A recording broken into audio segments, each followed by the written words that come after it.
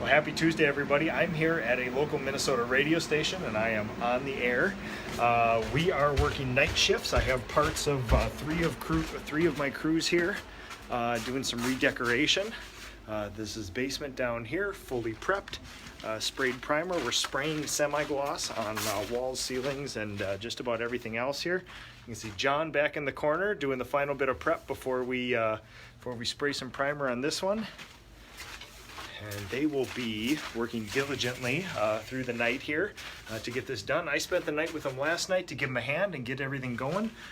They know exactly what they're doing. This is a little odd process, but yeah, just wanted to make sure it went well. It went well, and now I have to head off because I have a normal schedule that I have to keep today and the next day, so I'm going to try to get some sleep, but they're going to be here knocking this thing out overnight. So thanks everybody for watching.